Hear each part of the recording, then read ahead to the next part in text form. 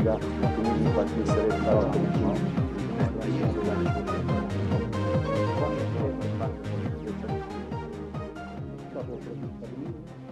Të nderuar teleshikues televizionit Klan Mirëmbrëma, ju flas nga studio emisionit përjavshëm Opinion, si çdo të enjte në orën 20:30-21. Në këtë seri të tretë të emisionit mbi Ahmet Zogun, një nga njerëzit më të rëndësishëm të historisë shqiptare të shekullit të 20 dhe natyrisht një nga figurat dominuese të historisë shqiptare që nga viti 1913 deri në vitin 1946, pra deri në atë vit kur përfundimisht Shqipëria ktheu formën e regjimit saj, kaloi nga monarkia tek republika dhe kur mbreti Zogu detyrua të ekzilonte përfundimisht jashtë Shqipërisë dhe u vendos në Aleksandri të Egjiptit.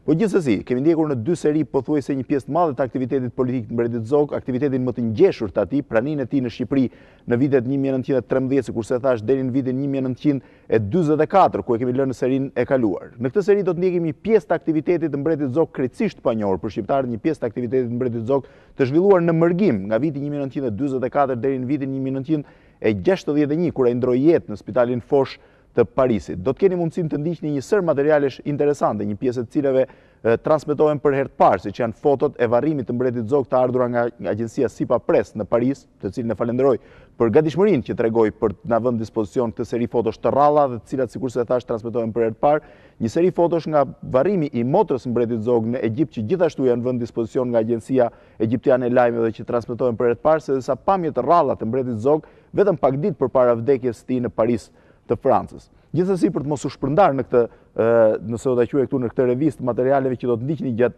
gjatë emisionit sotëm, sikurse thash, do të flasim për vitet 1944-1961 për pjesën e mërgimit dhe aktivitetin politik në mërgim të mbretit Zog. Rikthehemi aty ku e kemi lënë, pra në qershor, në majin e vitit 1944, në momentin kur në Shqipëri duke se forcat politike shqiptare ishin duke puntuar mbi atë që quhej rezistenca kundër okupatorëve gjerman. Por në majin, sikurse e thash, në prill maj të vitit 1944, mbreti Zog ishte vendosur tashmë përfundimisht në periferi të Londrës. Ai ndodhej në një kështjell ose në një shtëpi të madhe që quhej kështjella Pamur, sipas emrit të lordit Pamur, I cili kishte vdekur pak kohë më parë. Mbreti Zog ndiqte me shumë ankth zhvillimet në Shqipëri, zhvillime të cilat duket se u kthyen në një shenjë optimizmi për të vetëm në momentin kur Abaz Kupi organizoi një lëvizje rezistence legaliste. Por duket se pikërisht në këto momente mbreti Zog puntoi të gjitha fuqitë e tij, të gjitha mundësitë e tij pikërisht mbi lëvizjen legaliste të Abaz Kupit në zonën e Shqipërisë mesme. Por cila ishte tabloja e rezistencës shqiptare në vitin 1900 në qershor maj të vitit 1944? Cilat ishin forcat që po vepronin në vend dhe kush ishin ose cilat ishin ato forca politike të cilat dukeshin superiore ndaj tjerëve? Le të ndjekim një material të shkurtër filmik të përgatitur nga stafi I emisionit Opinion mbi rezistencën shqiptare në vitin 1944 dhe forcat politike që drejtonin atë.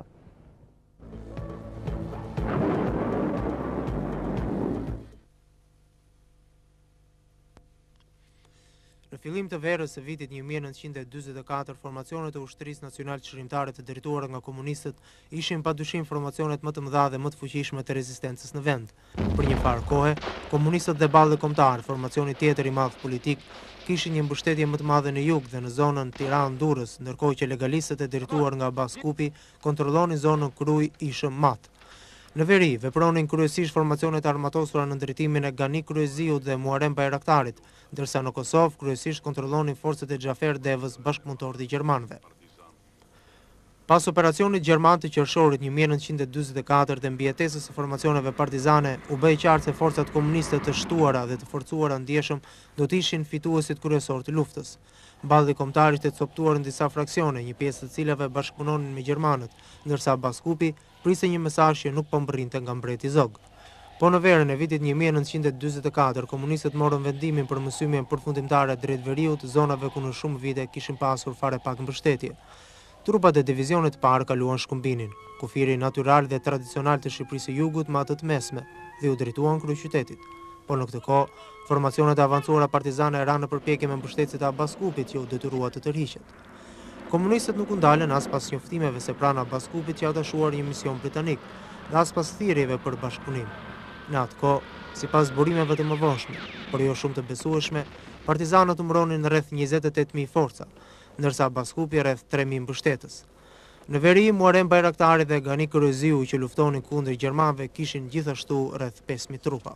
Por në fillim të verës, për aleatët u bë më së e qartë se komunistët qenë forca më serioze dhe më e konsiderueshme e rezistencës në vend. Në këtë mënyrë, Enver Hoxha ju imponua atyre duke i detyruar jo vetëm që të njohin qeverinë e përkohshme të tij, por edhe të ndërpresin çdo bashkëpunim me Abaz Kupin. Duket se loja kishte marrë fund për nacionalistët, por edhe për mbretin Zog, që pa e kuptonte që lojën e re të pas luftës në Shqipëri do ta luanin njerëz të tjerë.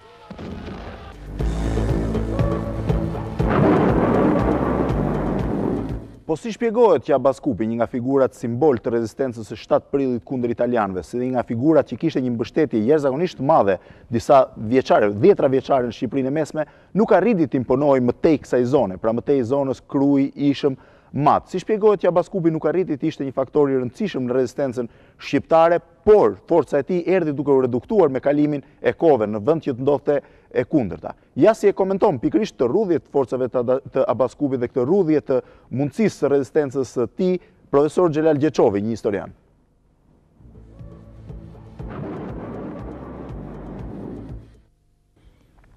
Me gjithë përpjekjet, këshillat, sugjerimet që i bëheshin Abaz Kupit që të hynte në luftë, Abaz Kupi hezitonte ta bënte gjë të tillë. Priste urdhën nga Zogu. Zogu nuk lëshoi një urdhër të tillë, sepse e kushtizonte që alatët ta njihnin si mbretin legjitim të Shqipërisë.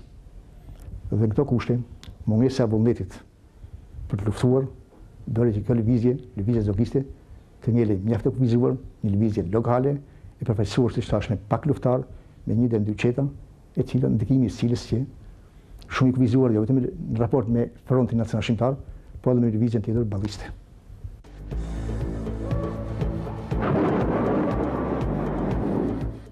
Por në maj të vitit 1944, duket se britanikët nuk duan të nënvlefsojnë, ose nuk duan të lënë jashtë vëmendjes asnjë formë sado të vogël rezistence. Madje ata fillojnë të testojnë të gjitha lëvizjet e rezistencës, jo vetëm ato të Abaz Kupit, por edhe ato në veri, të cilat drejtoheshin nga Muharrem Bayraktari apo Gani Kryziu, të cilat ishin futur tashmë në luftë drejt për drejt me gjermanët. Dhe pikërisht në maj të vitit 1944, britanikët dërgojnë në Shqipëri kolonelin Maclean, një nga figurat e njohura të rezistencës, të shërbimeve inteligjente, i cili erdhi për të testuar ose për të parë se cila ishte mbështetja që Abaz Kupi kishte realisht në Shqipëri dhe cilat ishin mundësitë që Abaz Kupi të hidhej me sukses në një rezistencë të armatosur kundër gjermanëve. Kishte ardhur momenti kur kuptoi tashmë që aleatët do ta fitonin luftën dhe kur gjermanët do të tërhiqnin trupat e tyre nga Greqia, pra nga Greqia përmes Shqipërisë në drejtim të Gjermanisë për të bërë rezistencën finale në Berlin. Për të arritur që të eliminonin sa më shumë trupa në këtë drejtim, duket se britanikët puntuan shumë për të rritur rezistencën shqiptare të asaj kohe dhe për të hedhur të gjithë faktorët, pavarësisht dallimeve të tyre ideologjike kundër gjermanëve në tërheqje. Maclean mbrin në Shqipëri, por mbrin në një moment kur komunistët tashmë kishin filluar sulmin final ndaj trupave të Abaz Kupit. Dhe duket se mesazhi i tij dërguar qeverisë britanike ishte pikërisht ky, që Abaz Kupi nuk kishte më mundësi që t'i frenonte komunistët dhe që nuk kishte asnjë shans për të arritur një marrëveshje midis komunistëve dhe Abaz Kupit. Pikërisht këtë moment Londra merr përfundimisht vendimin që të njohë ose të atashohet ekskluzivisht për krah lëvizjes komuniste të Enver Hoxhës. Ajo dërgon, jo vetëm që dërgon një mision në Shqipëri pranë trupave të Enver Hoxhës, por pranon që të pres në barit Italisë, në kuartierin e përgjithshëm të forcave aleate, një delegacion të komunistëve të drejtuar nga Bedri Spahiu. Po si shpjegohet, cili që shkaku dhe cilat qenë arsyet që e quan qeverinë britanike dhe atë të Shtetet Bashkuara të Amerikës drejt njohjes së lëvizjes komuniste në Shqipëri si lëvizja më legjitime. Le të ndjekim prononcimin e profesor Pascal Milos pas një investigimi që ai ka bërë në dokumentat britanike dhe amerikane të kohës.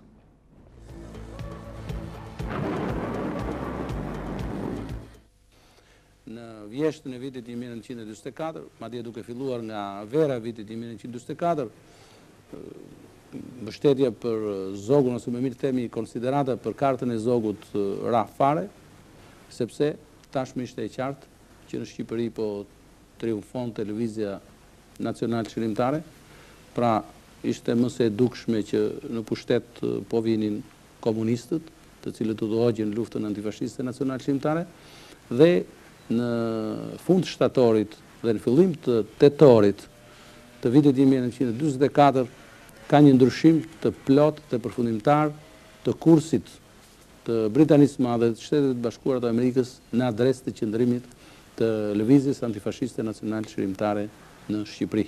Aty konfirmohet përfundimisht mbështetja e plot për lëvizjen antifashiste nacional shqiptare, braktisja e Zogut, po më shumë jo e Zogut se sa e Abaz Kupit dhe e forcave të tjera nacionaliste, por mbetet në fuqi ideja e përbashkët amerikano-britanike që duke njohur lëvizjen nacional shqiptare të bëheshin të gjitha përpjekje që të influencohej tek Enver Hoxha, tek Partia Komuniste, pra Televizja Nacional Shqiptare, që pas çlirimit të mund të krijojë një qeveri e përkohshme, një qeveri në të cilën do të përfshiheshin të gjitha forcat përfaqësuese të forcave politike të rezistencës, për të shkuar pastaj në zgjedhje të lira demokratike për të zgjedhur përfundimisht institucione drejtuese të shtetit të ardhshëm shqiptar.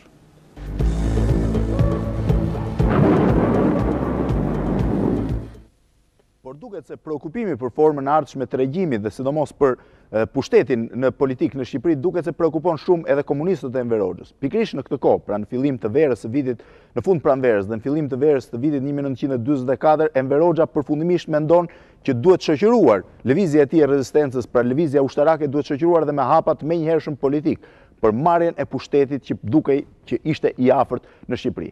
Dhe në maj të vitit 1944, duke konsideruar si rivalin kryesor për pushtetin e ardhshëm Shqipëri, për pushtetin që pritej të vinte menjëherë mbas fitores, një fitore që dukej që po vinte në Shqipëri, Enver Hoxha vendos të organizojë kongresin e përmetit, në të cilin me anë të një vendimi të këtij kongresi, me anë të një votimi thuajse unanim të gjithë delegatëve të tij, ndalon kthimin e Zogut në Shqipëri. Megjithëse kongresi i përmetit nuk jep një vendim ose nuk merr një vendim për formën e regjimit, ai shprehet që forma e regjimit do të vendoset nga populli shqiptar pas fitores përfundimtare ndaj okupatorëve të asaj kohe. Duket se ky vendim i 24 majit të vitit 1944 ishte hapi i parë energjik dhe vendimtar i komunistëve për të ndaluar kthimin e mbretit Zog në Shqipëri. Nëse i referohesh të drejtave ndërkombëtare të asaj kohe, mbreti Zog duhej të rikthehej në Shqipëri për arsye se ai ishte larguar që kthehej me forcën e armëve, pra ishte larguar me një okupim të dhunshëm dhe do të takonte populli shqiptar që të vendoste formën e regjimit dhe monarkun ose nëse do të ishte republik qeverinë që do ta drejtonte. Por komunistët marrin këtë vendim energjik dhe menjëherë e legalizojnë atë, vënë në dieni aleatët dhe duket se ky është një moment mjaft delikat për mbretin Zog.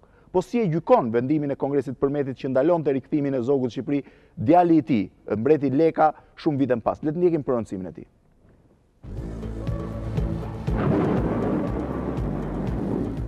Po ta merrni parasysh që mbretënia ishte sidosh në qoftë për interesin e kufive të Shqipërisë edhe të stabilitetit të njoftënisë të Shqipërisë. Një qeveri është, kalon, një qeveri tjetër vjen, një mënyrë qeverisje vjen.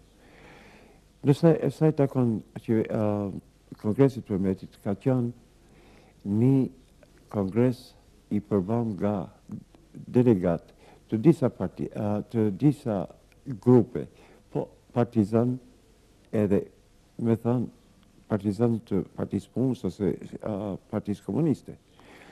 Nuk mund quhet një kongres si është sot për shembull parlamenti shqiptar, ose kuvendi që emnoi monarkinë.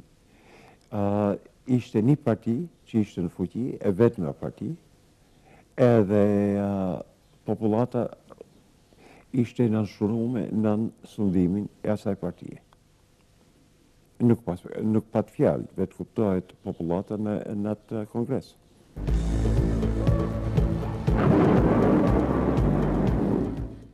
Por duket se profesor Xhelal Gjeçovi ndan një mendim të ndryshëm nga ai i mbretit Leka lidhur me vendimin e Kongresit përmetit për mos lejimin e mbretit Zog që të rikthehej në Shqipëri dhe të merrte natyrisht pushtetin politik në duart e tij. Le të ndjekim prononcimin e profesor Gjeçovit.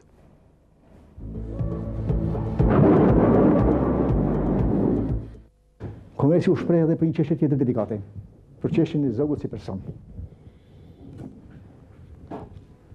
Duke referuar dokumentave të Kongresit,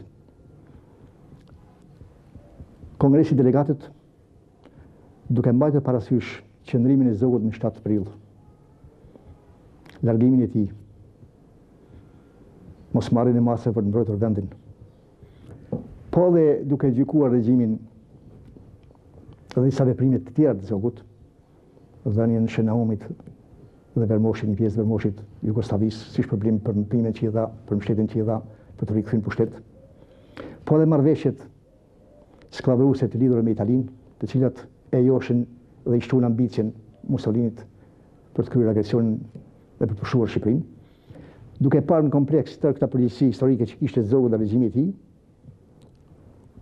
por njëkohësisht edhe një rrethan tjetër, manovrimet që po bëheshin jashtë, po edhe brenda, për ta rikthyer Zogun si lojtar aktiv politik, përpjekje që po bëheshin për të krijuar qeveri në male apo në mërgim, në një kohë kur qeverinë tashmë populli po e zgjidhte në mënyrë normale në rrjedhën e luftës kundër okupatorit, duke parë tërë këto rrethana të brendshme dhe ndërkombëtare, Kongresi vendosi që të ndalohej Zogut kthimin në Shqipëri.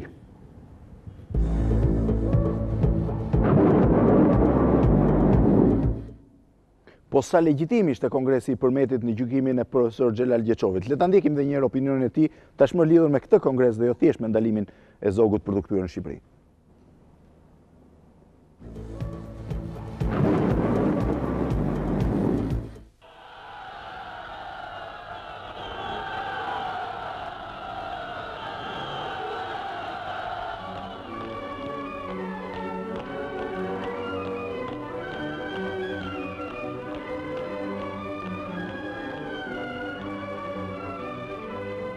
Ditë të nëntorit 1944, Tirana priti djemtë e vajzat e popullit.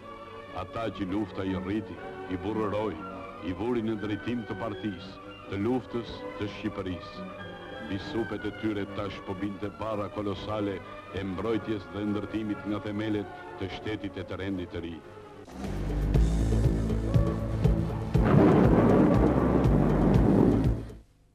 Me sa duket ka pasur një problem të vogël me regjin, sepse është transmetuar një kronikë e cila do të vijë më pas në logjikën kronologjike të ngjarjeve. Le të ndjekim sikurse thash edhe një herë prononcimin e profesor Xhelal Gjeçovit lidhur me legitimitetin e Kongresit Përmetit, lidhur me atë se sa legjitim ishte ky kongres, i mbledhur ndërkohë në kohën e luftës, kur gjërat nuk ishin të përcaktuara ende, kur duhej se qeveria shqiptare nuk kishte një qeveri legjitime për t'i ndaluar Zogut të drejtën e kthimit të tij në Shqipëri.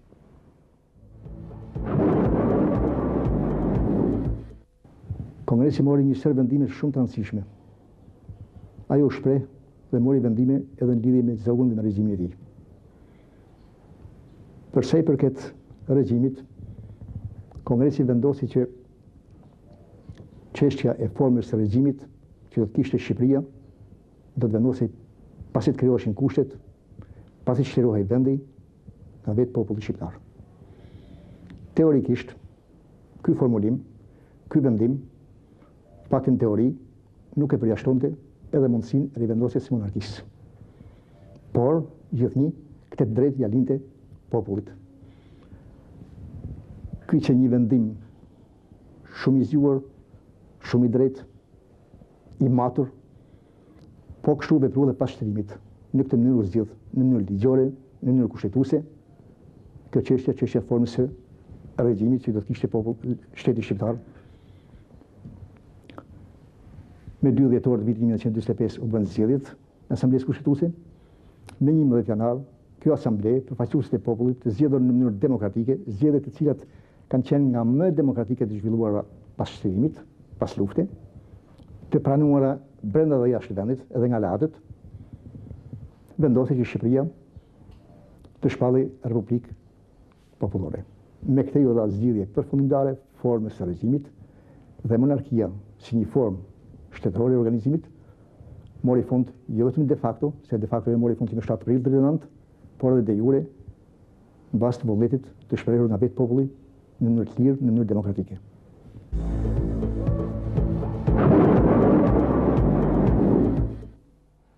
Por jemi ende në verën e vitit 1944, kur më së fundi komunistët, pasi ishin kryer edhe një lloj procedure politike siç ishte Kongresi i Përmetit, vendosin ndërkohë të ndërmarrin sulmin final ndaj gjithë kundërshtarëve të tyre, madje edhe ndaj atyre kundërshtarëve që ata i konsideronin ideologjik ose politik, por që kishin luftuar kundër okupatorëve. Në korrikun e vitit 1944, trupat e divizionit parë urdhërohen të kalojnë shkumbinin. dhe duke u nisur që nga ky kulm, pra nga ky kufi, që nga shkumbini, ata sulmojnë pothuajse të gjitha ato forca rezistence që nuk pranojnë të inkuadrohen lëvizjen nacionale shqiptare. Goditen trupat e Abaz Kupit, goditen trupat e Muharrem Bayraktarit, goditen trupat e Gani Kryeziut, të cilat refuzojnë që t'i bashkohen lëvizjes komuniste si pjesë e kësaj lëvizje, por thjesht si aleat. Pra duke nisur që nga kjo kohë duket se komunistët kanë vendosur tashmë të marrin në dorë jo vetëm kontrollin e gjithë territorit vendit, por edhe të gjitha frenat e pushtetit politik në vend. Të mbledhur në Berata ta organizojnë një qeveri të përkohshme, ngritjen e një qeverie të përkohshme, drejtimi i cilës i besohet general kolonel Enver Hoxhës, shefit politik të komunistëve dhe njëkohësisht njeriu i cili pak kohë më parë ishte shndruar ose ishte zgjedhur dhe komandanti i përgjithshëm i ushtrisë nacionale shqiptare. Në 17 nëntor të vitit 1944, trupat partizane të udhëhequra nga Mehmet Shehu çlirojnë Tiranën, ndërsa më 28 nëntor të vitit 1944, qeveria e përkohshme e Beratit, e njohur tashmë dhe nga britanikët, vendos të transferohet nga Berati drejt Tiranës. Pak kohë më parë, Abaz Kupi si dhe të gjithë ato krerë të lëvizjeve të tjera të rezistencës kishin arritur të largoheshin përmes një rrugë me mjaft shqetësime, me mjaft trazim, me anë të një varke të gjetur thjesht rastësisht nga Bregdeti i Lezhës në drejtim të Italisë, pasi trupat aleate kishin refuzuar që të evakuonin Abaz Kupin për arsye se kjo mund të shkaktonte shqetësimin e komunistëve. Dhe sikurse e thash, në mesditën e 28 nëntorit 1944, qeveria e përkohshme e general kolonel Enver Hoxhës hyn në Tiranë. Le të ndjekim pamjet e kësaj hyrje, pra kësaj qeverie të hynte në Tiranë e çliruar, siç janë një kronikë të kohës.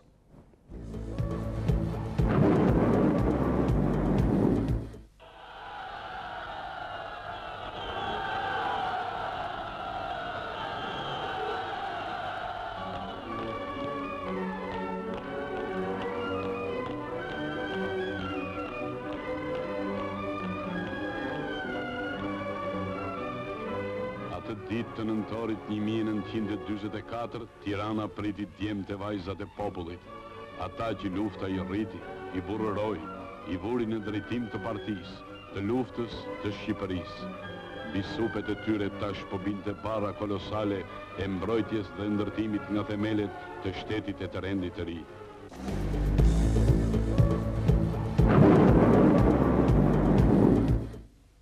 Duket se Mbreti Zogu e ka kuptuar tashmë që nuk ka asnjë shpresë politike për të në Londër, e ka kuptuar që qeveria e madhërisë tij si dhe qeveria e Shtetit Bashkuar të Amerikës, pra pothuajse të gjithë aleatët fitimtarë të luftës kanë filluar të njohin tashmë qeverinë shqiptare. Në nëntor të vitit 1945, edhe zyrtarisht Londra njeh qeverinë e Enver Hoxhës dhe atashon një të dërguar special pranë saj, gjë që e kishin bërë më parë qeveritë e Bashkimit Sovjetik si dhe të Jugosllavisë. Më pas edhe Shtetet e Bashkuara të Amerikës njohin zyrtarisht qeverinë e Enver Hoxhës.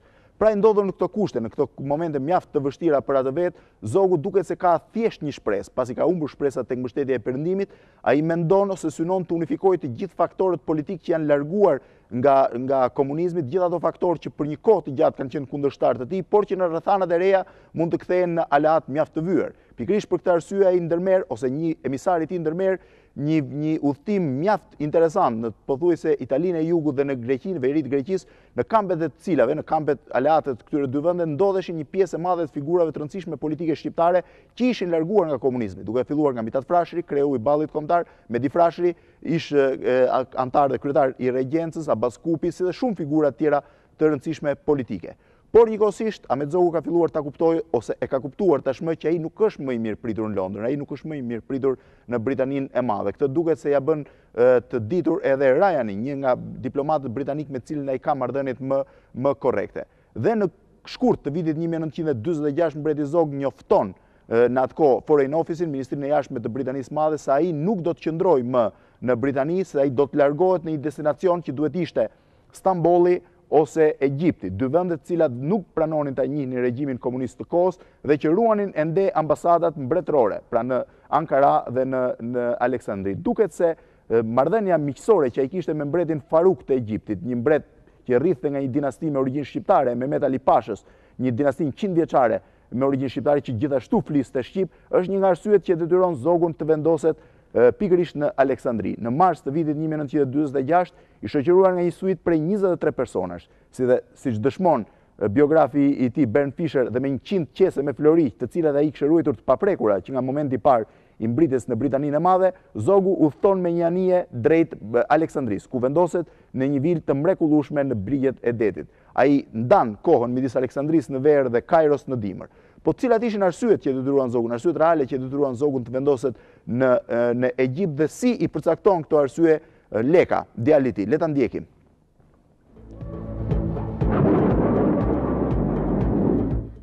Megjithse Mbreti Zogu ka pas lidhje të mira me gjithë qeveritë që ishin në mërgim në Anglicterë,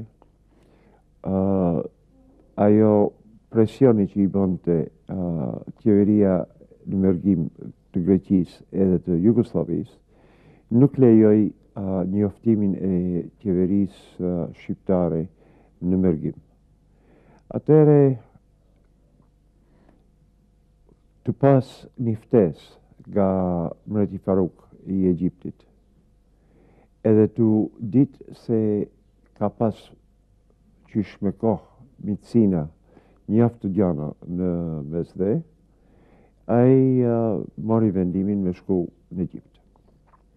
Edhe për një kohë, për vjetë e para, lëvizëm nga Kairo në Aleksandri si mas qeverisë.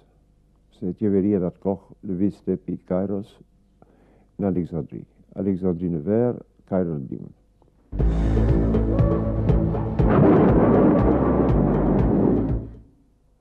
Por ndërkohë duket se aleatët që kanë fituar luftën, pra aleatët e luftës dytë botërore, kanë filluar edhe kontradiktat ideologjike mes tyre. Bashkimi Sovjetik i cili ka shtyr kufijtë e tij natyral, pra kufijtë e tij të Bashkimit Sovjetik deri në Berlin, pra ka marrë një pjesë të madhe të Europës lindore dhe ka filluar implementimin ose ka filluar të vendosë në këto vende qeveritë pro-komuniste, ndërsa nga ana tjetër fuqitë perëndimore, siç ishin Britania e Madhe, Franca, si dhe ndihma e pakurësyer e Shtetet Bashkuara të Amerikës, po punojnë për një Europë perëndimore demokratike. Fillon një luftë e tensionuar, fillojnë kontradikta të thella ideologjike, të cilat i kishte fashitur përkohësisht rreziku ose kërcënimi nazist gjatë luftës së dytë botërore. Pikërisht në këtë moment, një nga politikanët më të rëndësishëm të planetit, ish kryeministër i Britanisë Madhe, një njeri i cili kishte arritur të rezistonte, të organizonte rezistencën e fortë britanike, por që humbi zgjedhjet menjëherë mbas mbarimit të luftës në vitin 1945 dhe u detyrua të kalonte në opozitë, megjithëse ishte një heroj padiskutueshëm kësaj lufte, Winston Churchilli i ndodhur në një sallë në Fulton, mban një fjalim të jashtëzakonshëm. Është një fjalim i cili do të hyjë në analet e historisë botërore, është një fjalim në të cilin Churchilli për herë të parë, hapur, direkt dhe pa asnjë lloj dorashke, deklaron një gjë që do të zërë vend në analet e historisë, por edhe diplomacisë botërore. Bëhet fjalë për termin luftë e ftohtë. Për herë të parë, përpara kësaj salle, tashmë në opozitë, ish kryeministri Winston Churchill deklaron që nga Uralet deri në mesdhe, bota, Europa po ndahet nga një perde e hekurt. Le të ndjekim këtë fjalim historik të Churchillit, ose të paktën këtë moment të Churchillit, sipas një dokumentari të BBC-s të vitit 1984.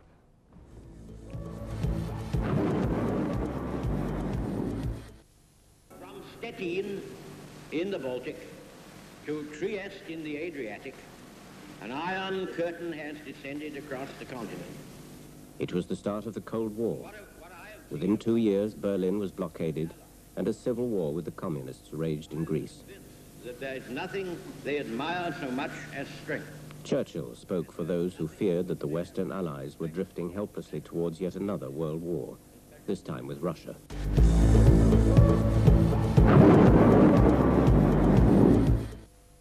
E pra në këtë kohë duket se britanikët dhe sidomos Shtetet Bashkuara të Amerikës, që tashmë kishin zënë rolin e Britanisë dhe ishin shndruar pa diskutim në liderin më të fuqishëm botror, në vendin më të fuqishëm demokratik botror, kishin filluar të mendonin seriozisht për të shmangur ndikimin e Bashkimit Sovjetik në Europë. E kanë filluar këtë me Greqinë, ku kishte filluar një luftë e fortë civile dhe ku trupat ose mbështetja politike, por dhe ushtarake britanike dhe amerikane pengoi marrjen e pushtetit nga komunistët.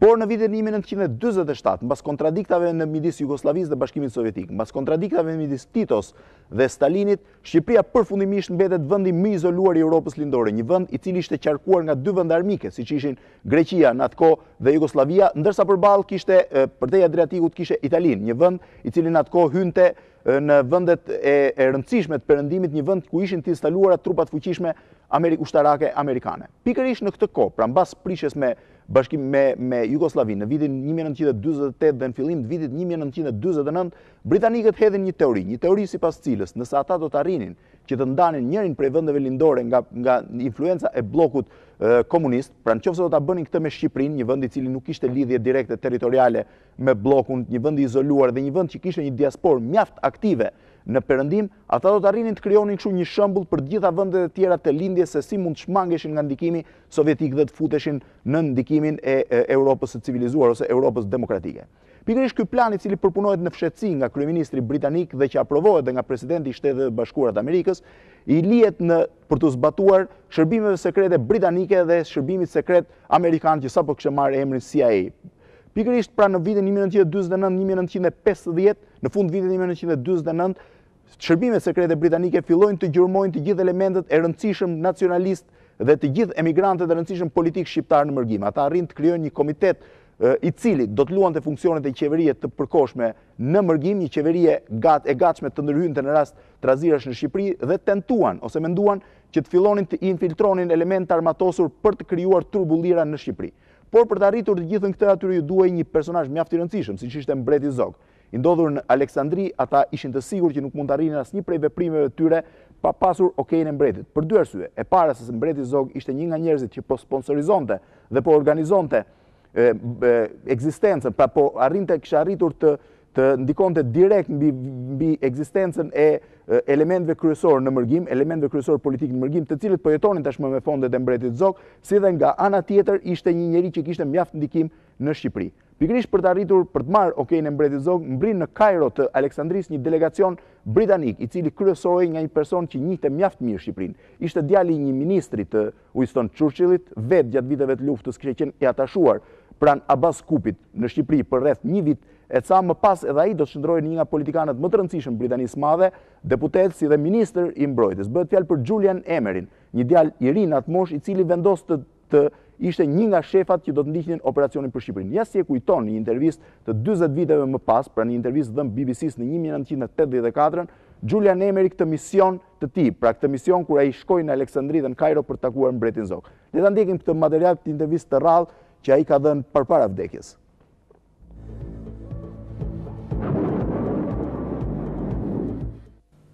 We went on a journey to Alexandria to try to enlist the backing of King Zog, but realizing that the Republicans in Albania would be unlikely to accept his official leadership, and the Americans anyway weren't very keen on King. We flew down there and we went to this villa outside of Cairo where Zog was living at that time, and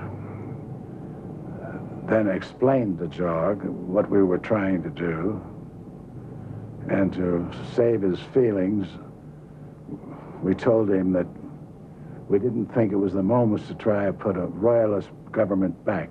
They'd gone out of fashion a bit in the Balkans. They wanted to make a kind of a free Europe, a free Albanian committee, which would be recognized by everybody like a government in exile, because most of our government in exile were dead. And my husband answered, there's one thing that a king cannot do. My kingly duties and responsibilities, I cannot give over to any kind of committee or to any kind of man. And so he was very angry. He wasn't well.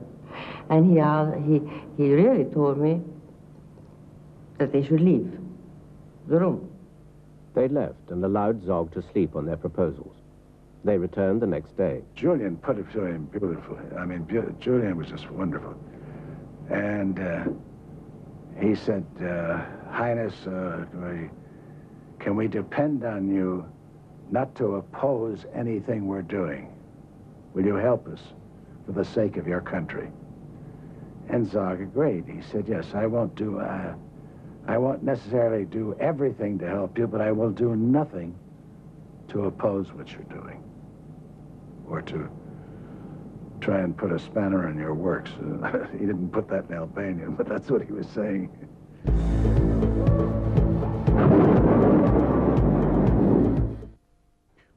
Por për të azhurnuar më mirë me atë që po ndodhte, për të azhurnuar më mirë me planet konkrete të Shtetet Bashkuara të Amerikës dhe për të tatuar pulsin për të parë se cila ishte mbështetja që ai realisht kishte në nivelet politike të Washingtonit, Mbreti Zogu fluturon vetë për në Shtetet Bashkuara të Amerikës në vitin 1951. Madje, duke përfituar nga kjo vizitë ku ai arrin të ketë takime në nivele mjaft të larta politike, madje arrin të takojë edhe zëvendës sekretarin amerikan të shtetit, Mbreti Zogu ble në New York edhe një vilë të madhe, një vilë të jashtëzakonshme, e cila pak vite më pas, rreth 4 vjet më pas, do të bëhej dhe fati i madh i familjes tij për arsye se mbeti e vetmja pasuri që ai kishte në disponim pas largimit nga Egjipti. Po cili ishte misioni i mbretit Zog gjatë vizitës së tij në Shtetet Bashkuara të Amerikës dhe cila ishte vila që ai bleu atje? Le të ndjekim përsëri një material të shkurtër filmik të realizuar nga stafi i BBC Njishit në vitin 1984 në një dokumentar të rrallë për Shqipërinë. Le ta ndjekim.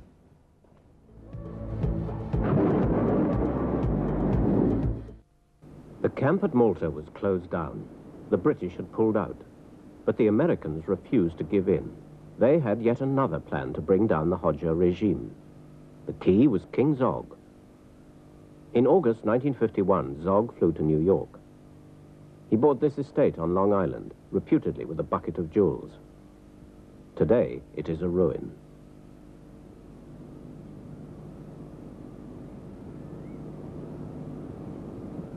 In fact, the CIA paid for the estate. In return, they wanted the reluctant Zog's cooperation. They outlined a plan. An agent within Albania had brought news that a group of senior army officers were ready to move against the communist regime. All they wanted was a sign that the Americans would support them. The CIA asked Zog to allow some of his bodyguard to be sent secretly into Albania to contact the officers. Reluctantly, he agreed. They each got a bag of gold. So it wasn't Americans, it was the king himself. And the king told me, I'm afraid I'll never see them again.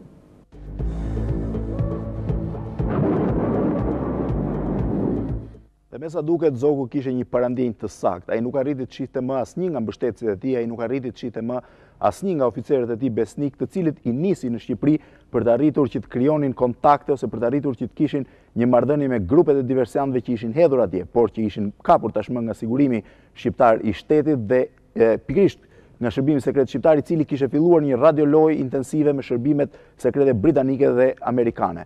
Të katër njerëzit që mbreti dërgoi, të katër njerëzit besnik që mbreti dërgoi në Shqipëri duke pasur dhe kode të shifruar rand duart e sigurimit të shtetit. Dhe një natë, sikurse dëshmon në kujtimet e saj mbretëresha Geraldina, ata dëgjuan në Radio Tirana gjyqin publik që ju bëhej këtyre njerëzve besnik të mbretit në Tiranë. Ishte një moment trishtimi i jashtëzakonshëm për mbretin Zog, i cili e ka kuptuar tashmë që, sidomos mbas tërheqjes së amerikanëve dhe britanikëve mbas dështimit të tyre të turpshëm dhe mbas tradhtisë të jashtëzakonshme të Kim Philbit, e ka kuptuar tashmë që nuk ka asnjë shans të paktën direkt për të rrëzuar regjimin në Shqipëri. Por duket se mbreti Zog nuk ndihet keq, ose të paktën duket se është në një status mjaft special në Egjipt. Pikërisht në këtë kohë vdes dhe motra e tij, princesha Ruije, dhe ju do të shihni një material filmik disi të rrallë, të cilat na e kanë vënë në dispozicion agjencia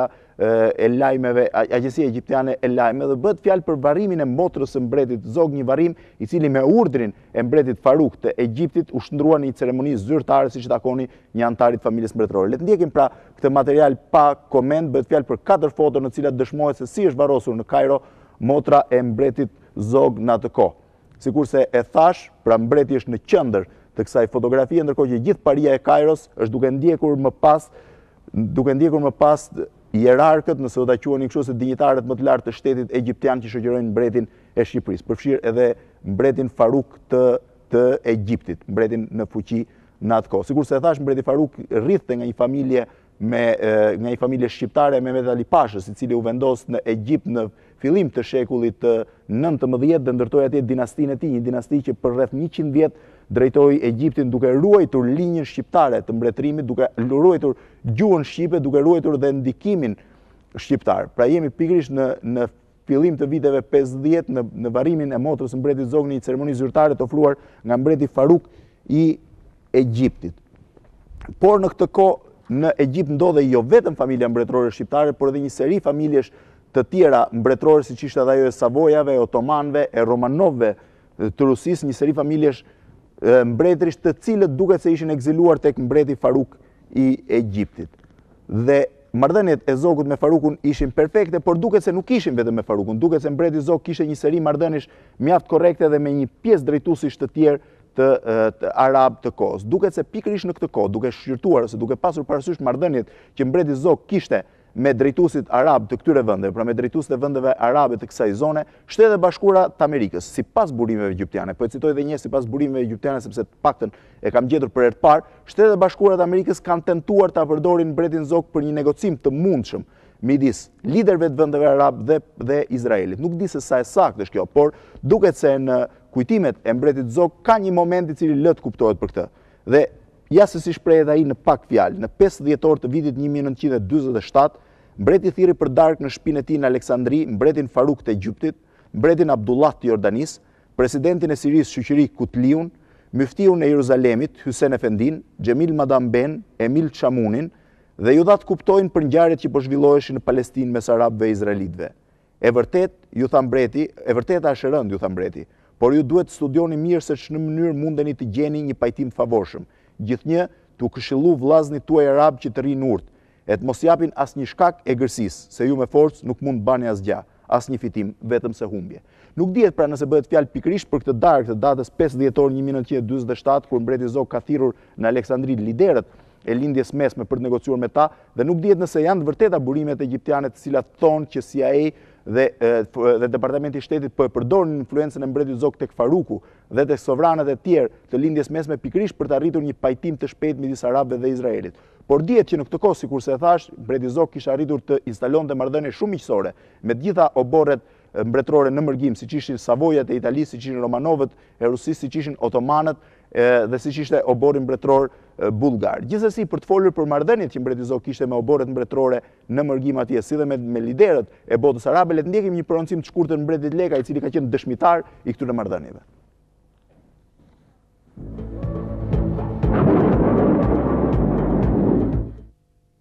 Kanë qenë shumë të mira zatën. Tu qenë se Imat kishte lidhje të mira me qeverinë, edhe sidomos me mbretin Faruk. Të tjerat nuk i kishin ato lidhje, ato miqësinë që kishte, edhe ka mujt me i ndihmu shumë në shumë mënyra të ndryshme. Pastaj nuk ishin vetëm obore të huaja. Në atë kohë, kur shkova në shkollë unë e sefte në Victoria College, ishte mbreti Simeon i Bullgarisë, po ishte edhe mbreti Hyssein i Jordanisë në shkollë me mu. Me sa i takon në lidhjet politike, ai ka pas një miqësi mjaft të gjatë në gjithë rajonin. Sidomos me presidentin Shoqëri Kutlit të Sirisë, me mbretin Abdullah të Jordanisë, me mbretin Abdulaziz të Arabisë Saudite. E vetë kuptohet vazhdimësia e miqësisë me mbretin Faruk dhe me mbretin Idris.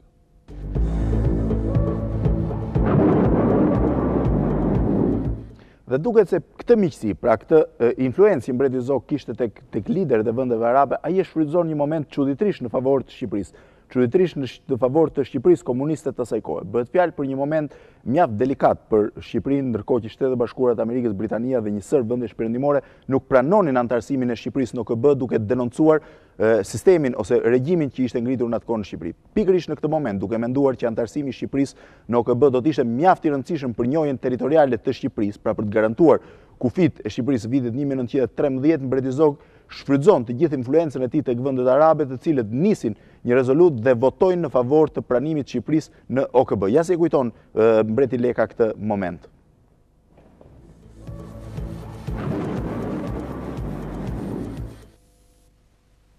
Çështja këto ishte që duhet me kuptu se të pas një ndikim mjaft të fortë për mi Ligën Arabe, edhe të qenë i njoftun, edhe të pas gjithë këta mirësina, Mbreti Zog pat një vizion mjaft të qartë për çështjen shqiptare. Edhe vazhdimi i rrezikut që kufit tonë mund të ishin gjithmonë në rrezik të sundimit ose të Jugosllavisë ose të Greqisë, ai e vlerësoi që më mirë do të ishte që Shqipëria të merrte pjesë në Kombët e Bashkuara. Po në atë kohë Amerika nuk e kishte atë mbajtim. Atëre Mbreti Zog e vlerësoi që intervenimi i tij me shtetet arabe, të Ligës Arabe, e shkaktoi që në votimin e fundit, kur mor pjesë, gjithë bloku i Ligës Arabe votuan për hyrjen e Shqipërisë në Kombët e Bashkuara. Edhe kjo ka qenë një vepër që i morë kohë, vetë kuptoj, por qëlloj më duket në 1955, kur mand fondi u pranu Shqipënia.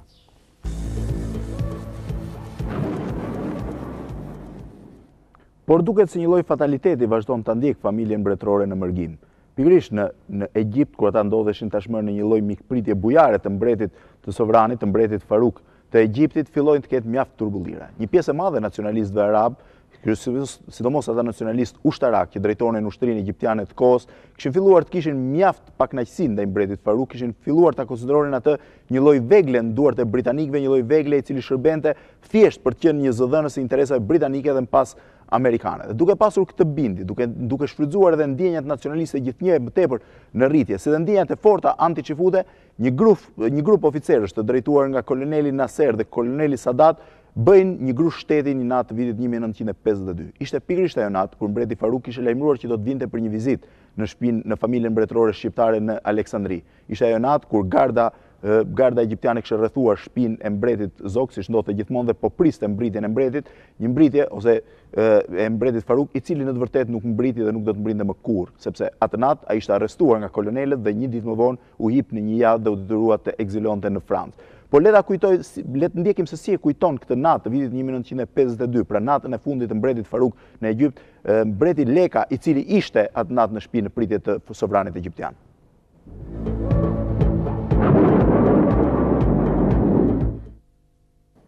Më kujtohet mjaft mirë për arsye se Imat kishte pas disa informata që diçka do të qëllonte, që do të bënte një groshteti nga nacionalistët në ushtrinë egjiptiane. Edhe ai dishonte shumë me lajmëru, me para lajmëru Martin Faruk. Por i dërgoj fjalë, edhe nata e fundit më kujtohet që si gjithmonë kur vinte mbreti Faruk, u rretheku gjithë zona, edhe e pritshim. E pritëm deri shumë vonë, po nuk arriti me ardha. Edhe nesërejt u shpall grushti në mjet manifestimet para që fillon me djegën e hotelit Shepherd në Kairo, edhe lëvizje popullore në Kairo. Pastaj lëvizje e ushqisë, edhe ajo vonoi një 10 ditë. Edhe filloi edhe në Aleksandri. Atëherë u vendos që mbreti Faruk të largohet nga Egjipti.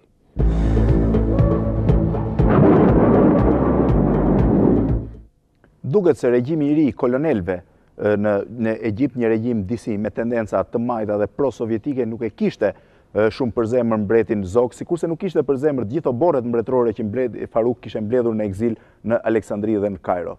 Veçanërisht duke menduar që influenca e mbretit Zog mbi mbretin Fevziu ishte mjaft e fortë, kolonel Naseri dhe stafi i tij fillon të ketë një marrëdhënie agresive me mbretin shqiptar në mërgim. Një nga gjestet e para publike ishte mbyllja e ambasadës së mbretërisë shqiptare që vazhdonte të ekzistonte në Kairo dhe ftesa që i bëhet qeverisë komuniste shqiptare të kohës që të vendoste ajo tashmë ambasadën e saj në Egjipt. Duket se ky gjest ishte paralajmërimi i parë për marrëdhëniet e tensionuara që do të kishte midis mbretit dhe kolonelëve. Që nga viti 1952 dhe deri në vitin 1955, marrëdhëniet e mbretit me kolonelët janë jashtëzakonisht të tensionuara. Pothuajse të gjitha të burimet financiare që ai kishte në bankat e Egjiptit bllokohen me vendimin e kolonelëve, të gjitha të ardhurat që ai merrte vjen nën sekuestro, si dhe vila ku mbreti Zog banonte rrethohet nga roje të armatosura.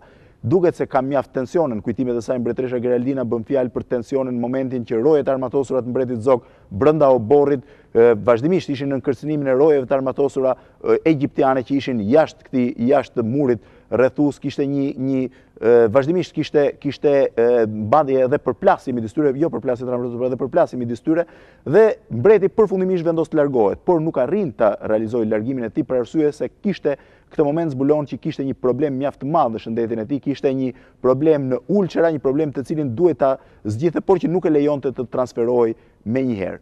Por cilat kanë qenë marrëdhëniet midis mbretit Zog dhe regjimit kolonelëve, regjimit të kolonelit Nasser kryesisht në Egjiptin asaj kohe. Le të ndjekim dhe një intervistë tjetër të mbretit Leka, i cili dëshmon për këto 3 vjet të tensionuara në Kairo.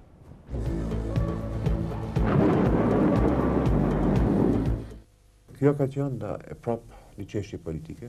Arsyetimi ka qenë se Nagibi ka qenë një element nacionalist, po Naseri ka pas shumë lidhje me komunizmin. Derisa heni Naseri kemi pas hala ambasadën në Egjipt.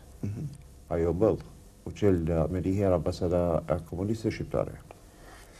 Pastaj filun të e ditë se mbreti Zog ka pas lidhje me kryetarët shteteve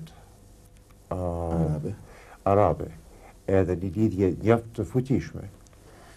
Kërkun si me aprish ato lidhje, edhe në band një refekim, me bo një kërkes plaçkas, material, armatim e gjënë tilla. Atëre, neve majtëm haps për 24 orë, edhe na ishim rrethu, po kishim edhe disa gjenerala, edhe ish prefektin e Aleksandrisë, e kishim haps. Ishin brenda shtëpisë tuaj? Brenda shtëpisë tonë. Atëre nuk lëvizte asnjë para se të tjetër. Edhe disa njerëzit tonë që ishin jashtë shtëpisë, jashtë oborrit, jetoshin jashtë, kur kanë pa si zhvillon të situata. Që shtëpia ishte rrethuar nga forcat e Naserit? Atëre ato ndërhyn me ambasadat të huaja, sidomos me ambasadat arabe. Ato mrena me njëherë ban një deklarat se në rast se nuk shohet një punë, shtetet arabe do të presin lidhjet diplomatike me Egjiptin. E këta Egjipti nuk mund të duronte. Edhe e tërhoqi gjithë trupat edhe u liru.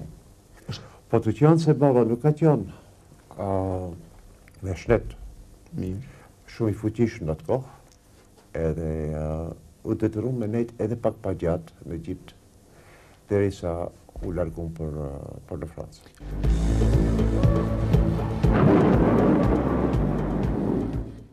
Duket se gjendja shëndetësore ja lejon mbretit Zog të mundësinë e lëvizjes tij vetëm në korrik të vitit 1955, kur tashmë suita mbretërore shqiptare vendoset në Njani dhe drejtohet në Francë, në jug të Francës, në Cannes eksaktësisht, ku vendoset në një vilë mjaft komode.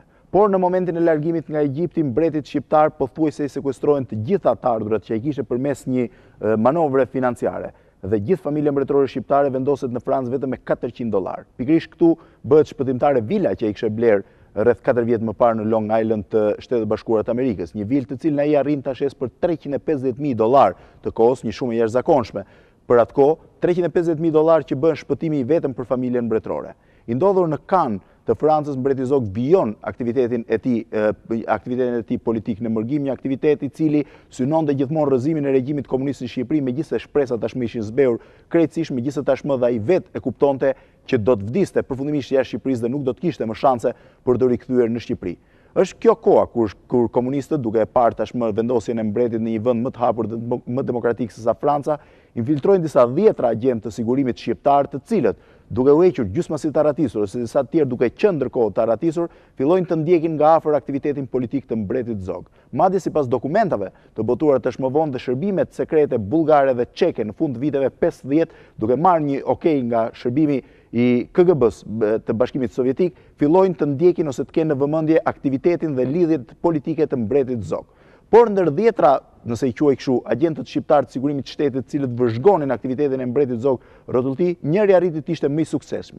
U dërgua nga sigurimi shqiptar në vitin 1951 në Mosgaboj në Perëndim, në Greqi, duke u hequr si arratisur, ai arriti të hynte të infiltrojë në partinë e legalistëve në Bruksel dhe më pas të bëjë një nga njerëzit e besuar të legalistëve, duke arritur të jeti pranishëm deri në oborrin e mbretit. Quhej Isuf Mullaj, ishte ndaj gjallë dhe në një seri kujtimesh dhëna për gazetën Ballkan pak javë më parë, ai dëshmon takimin e tij të parë me mbretin Zog në mërgim, një takim të cilin tashmë i zhveshur nga ndikimi ideologjik i kohës, Isuf Mullaj e tregon me mjaft realizëm. Le ta ndjekim se si e përshkruan ai këtë takim parë, pra ky agent sekret i sigurimit shqiptar të shtetit që gjendej përballë njeriu më të urryer të regjimit komunist të asaj kohe, mbretit Zog.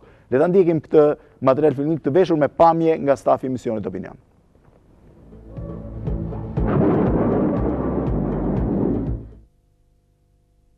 Mbreti më kishte rezervuar 30 minuta takim dhe mes emocioneve shkova në dhomën e pritjes. Ajo ishte dhomë mbretërore, ku ceremonitë dhe protokolli mbretëror ishin standard. Në sallë ishte mbreti në vendin e caktuar, mbretëresha, princeshat dhe princi Leka. Takimi u bëi për zemërt. Duhet të pranoj se ai ishte një zbulues dhe psikolog i fortë. Këtë e konstatova se fillimisht ai bëri po ato pyetje që më kishin bërë kur hyra në Greqi. Si kisha mundur të kaloja kufirin, si ruaj ai, çfarë problemi kisha pasur në Shqipëri e të tjerë. I thash se nuk e kuptoja pse nuk po ndihmoheshim nga perëndimi. Ai më pyeti pse e thoja një gjë të tillë. Ja ktheva se fakti që njohën qeverinë komuniste ishte një goditje për ne. Në atë moment, mbaj mend që më tha se kjo ishte një gjë e mirë, pra që Shqipëria ishte njohur, pasi duhet të ekzistonte si shtet. Njohja ishte e rëndësishme që t'i shpëtonte coptimit. Kur kaluan 30 minuta, unë pash me bishtë syritorën duke kthyer kokën nga krye adjutanti për të lënë të kuptojë sipas porosisë së marrë se isha gati që të largohesha. Mbreti e kapi me njëherë shikimin tim dhe ma bëri me shenjë që të mos shqetësohesha, por të vazhdoni muhabetin. Ky për mua ishte një sukses i madh. I kisha hyrë në zemrën mbretit. Vazhduam akoma bisedën e nisur dhe u largova pasi kishin kaluar plot 46 minuta.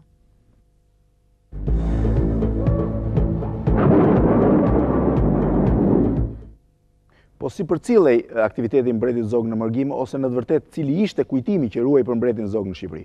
Përpara se të flasim për këtë argument, le të ndjekim një spot të shkurtër publicitar 30 sekonda të kompanisë Vodafone, që është dhe sponsor i zyrtar i emisionit Opinion. Le të ndjekim pra spotin publicitar dhe rikthehemi përsëri në transmetim të drejtë për drejtë në këtë emision mbi jetën dhe aktivitetin e mbretit Zog. Ky program mundsohet nga Vodafone. Mbusheni fundjavën tuaj me mesazhe. Sepse tani, me Vodafone, çdo mesazh i dërguar nga abonentët e Vodafone Card të shtunë dhe të diel kushton vetëm 14 lek. Çdo mesazh të shtunë dhe të diel vetëm 14 lek. Komunikoni me të gjithë miqtë dhe të afërmit tuaj. Tani është momenti.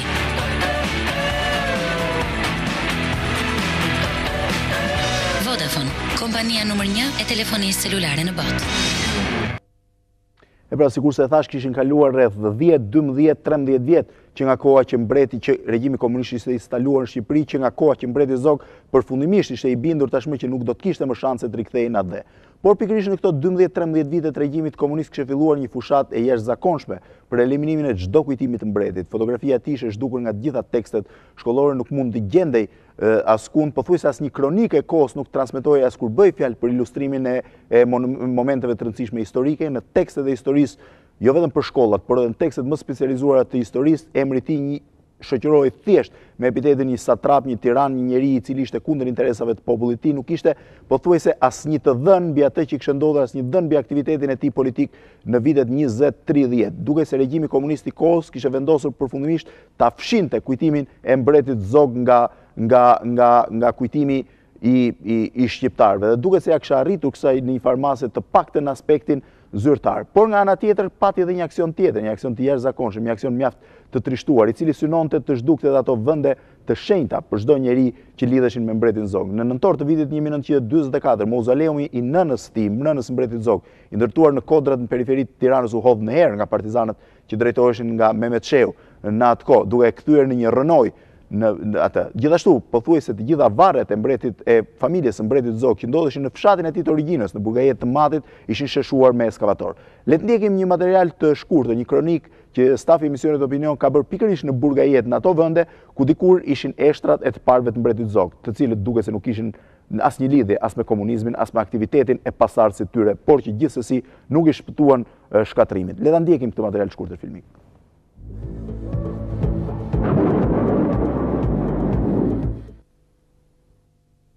Sa po hynë në burgajet, banorët e rendin të tregojnë me gisht këtë kodër, që është edhe pika më e lartë të fshatit.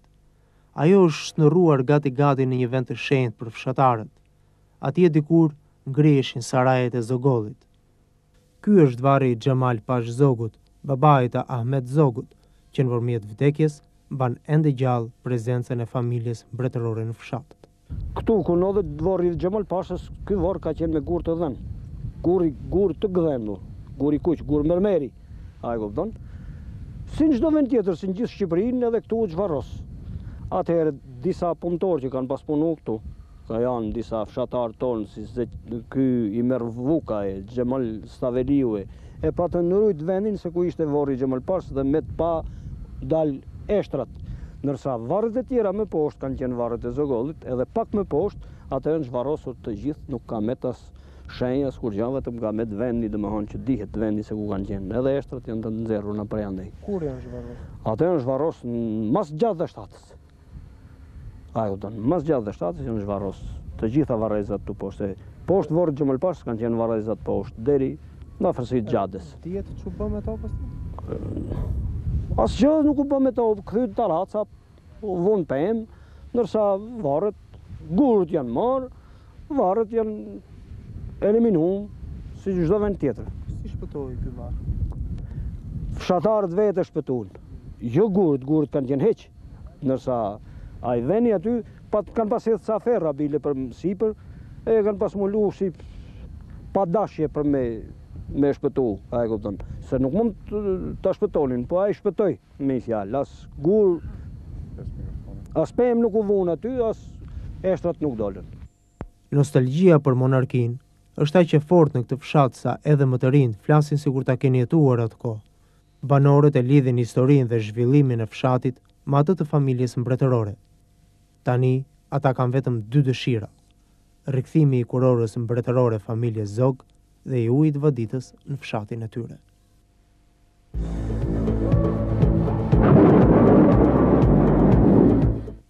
Por akoma më jashtëpër duket se është reagimi I shtetit shqiptar komunist të asaj kohe ndaj atyre që njiheshin si mbështetës të mbretit Zog, mbasi edhe ndaj atyre që dukeshin se kishin një lloj lidhje qoftë familjare, qoftë tradicionale me familjen mbretërore ose me regjimin asaj kohe, pra me mbretërinë e asaj kohe. Ja si e kujton këtë represion një nga mbështetësit e mbretit Zog, aktualisht në kryetari I Partisë Lëvizja e Legalitetit Murat Basha. Le të ndjekim prononcimin e tij.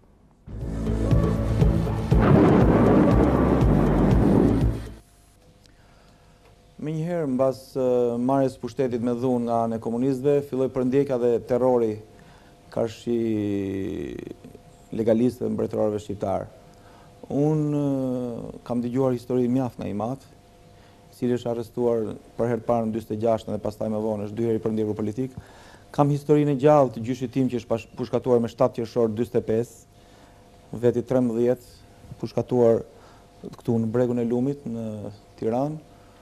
Është dhe një histori tjetër që dhe revista Klane juaj e ka botuar, që I mat pastaj ka marrë trupin e ka varrosur disa herë dhe ne kemi fatin t'i kemi kockat e tij dhe do t'i varrosim për shpeti. kurse 12 familjet e tjera nuk I gjetën dot trupat, sepse aty në atë vend pastaj vite me radhë lumi greu tokën dhe I ka marrë kockat e tyre, dhe ata kanë mbetur pa varr. Po di historitë e babait tim që më tregon që në atë vit në 46 në burgun e Tiranës ishin duke filluar nga kryeministri I kohës Mbreti Zog Koçokota, ish ministri I Brendshëm Xhavit Beleskoviku, kryetari I Bashkisë Tiranës, prefekt në shumë qytete, Abedin Nepravishta, ministri I Financave të asaj kohe Rogera, e shumë personalitete tjera, ose nga balli kombëtar Xhemal Ali Mehmeti, Viktor Dosti e tjerë, shumë njerëz, dhe unë kam dëgjuar boll histori për ta. Ditë ju them që më vonë ata janë mbytur në tortura në burgun e Burrelit. Kanë vdekur duke u torturuar, duke u rrahur. Po ashtu kam dëgjuar boll tortura nga mëshnjerëzorët në burgun në kampin e punës në Maliq, në tharën e Kënetës, që njerëzit I fusnin deri në gryk në ujë ose duke hapur kanale. Dhe për të mos folur për ndjekje tjera, sepse nëse unë do të flisnja për një përndjekje që kam mësuar vetë, është e turpshme përmend ato para shokëve të mi, cilët kanë lindur në internim, janë rritur në internim, unë nuk linda në internim dhe nuk u rrit atje. Unë kam pas përvim thjesht heqje nga shkolla, nga puna, nga sporti, po këto s'janë asgjë dhe është turp ti përmendesh në këtë moment. Të tjerët humbën rinin e tyre burgjeve, humbën dhe jetën, dikush u shkatrua familjarisht, nuk di, ka qenë një persekutim dhe një përndjekje e cila është mirë të kujtohet, që të mos ndodhi më.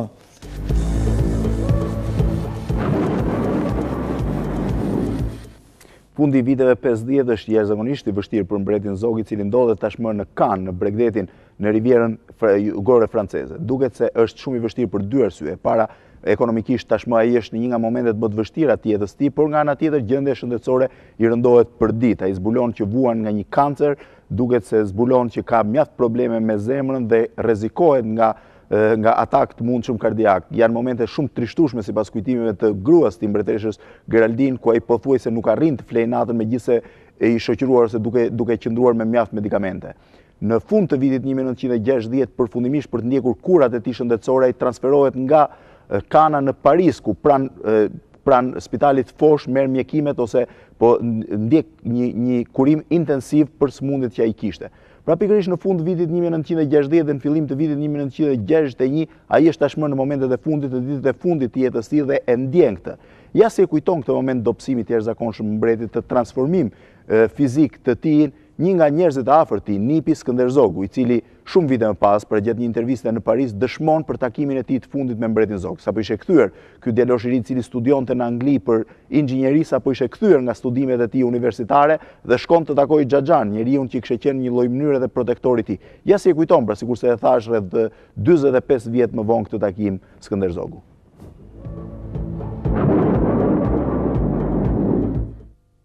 Unë takimi I fundit me mbretin, kam pas dy takim të fundit, fatkeqësisht takimi I parë ka qenë kur ka ardhur në Paris, në janar 1961, kur u largun nga Cannes, unë shkova me uru, e me falendëru për ndihmën që më bani, që më rriti, më edukoi, shkova I pash, atëre ishte pak ma mirë, me thanë, edhe u ullëm në salon e në më pyti, më tha, Skënder, mos haro se ke marru studimet, ke punu mirë, të uroj, po mos haro se je shqiptar, para çdo gjë je shqiptar, e duhet të nërojsh adeon, duhet të nërojsh flamorin. E tha, ku t'jesh, mos haro se je shqiptar. Vetëm atje pim një kafe, unë cigare nuk pishe karshitip, se kishe respekt, edhe hangëm dhek me te, pastaj çdo javë shkojshe në spital me pa. Ndjente që po vdiste? Ndjente, ai dinte, po ndana mretnesh, e djente, ene mreti leka, ene motrat, princeshat, po prapa ai me cigare në dorë, dignitetin që ka pas, një personalitet Neve ishim put, a i në mante gjallë.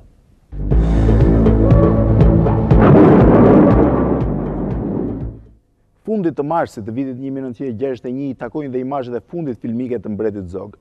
Janë imazhe filmike të cilat ne kemi arritur t'i sigurojmë përmes një kasete familjare, të filmuara me një kamerë amatore të asaj kohe, një kamerë 8 mm, dhe të rihedhura pas në disa sisteme. Pikërisht për këtë arsye këto imazhe janë zbehur, janë imazhe që nuk vinë me cilësinë e tyre të plot, por që janë mjaft interesante, për arsye se janë nga të paktat imazhe historike, janë momentet e fundit të Mbretit Zog përpara vdekjes tij, ndërkohë që ai del në një shëtitje në oborrin e shtëpisë tij në Paris, shoqërohet nga të motrat e tij, shoqërohet nga bashkëshorte, mbretëresha Geraldina. Le të ndjekim këto imazhe, sikurse thash, siç vijnë nga kjo kaset familjare e kohës dhe të shoqëruar nga një tekst i cili bën fjalë për vitet e fundit të Mbretit Zog në Cannes dhe në Paris, nga biografi i tij zyrtar Bernd Fischer. Le ta ndjekim këtë material të rrallë, i cili transmetohet për herë të parë në një kanal televiziv.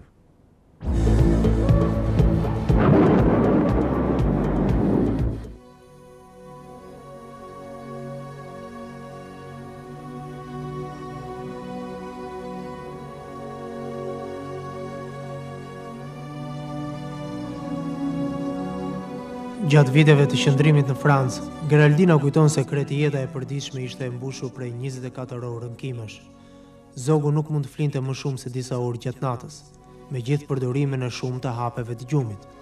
Ai nuk dilte kurrë nga shtëpia dhe mbretëresha largohej rrallë prej tij, duke ju tremur ndonjë infakti në mungesë të saj.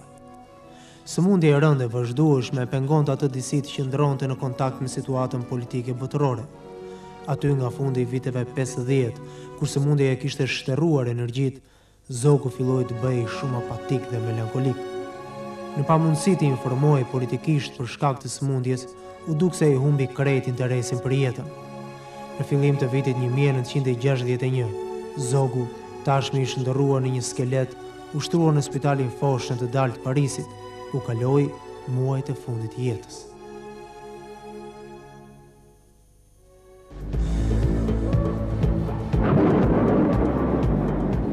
Mbreti Zogu i parë, ose Ahmet Zogu, presidenti i Republikës, kryeministri, deputeti, ministri i brendshëm i Shqipërisë, një nga njerëzit i kishte lënë mjaft gjurmë, sikurse thash në historinë e këtij vendi, por tashmë i transformuar në një të moshuar që ecën i mbështetur mbi një shkop dhe jo pa ndihmën e të afërmëve të tij, shtrohet në spitalin Foch të Parisit në fillim të prillit të vitit 1961.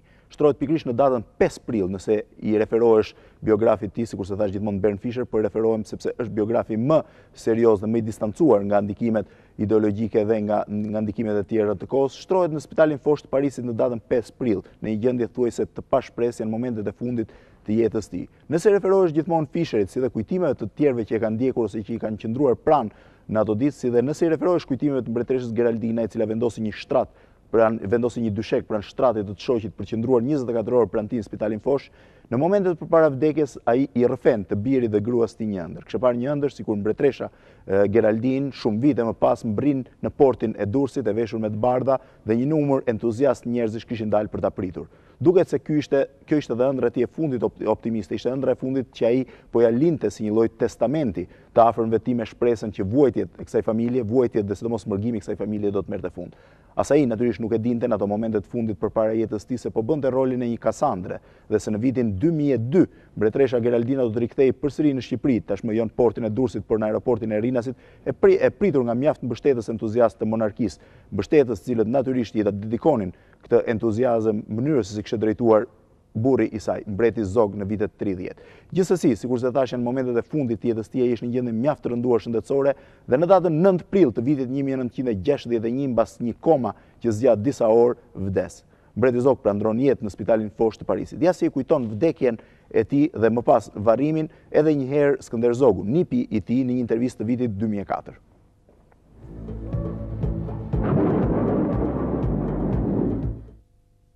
Ditët e fundit të Mbretit kanë qenë shumë vështirë, jo vetëm për neve familjarisht, po edhe për kretë shqiptarët në diaspora ose në mërgim. Unë rregullisht e vizitoishe Mbretin, punojshe në atë kohë, me 8 prill u nisa në spital e takova Nanën Mbretnesh. Nana Mbretnesh më tha, Skënder, duhet të jemi gati, se mbreti është shumë i smun, edhe ti jesh gatin e ti, po nodhi fatkeqësia, jemi gati me t'i bajmë ballë këtë si të tragjedisë tonë kombëtare. Me 9 prill isha tu nisë për Paris, e në tren me erdh një sentiment, ashtu pata një gurë në zemër, e thash po e laj Parisin, po shkoj në spital.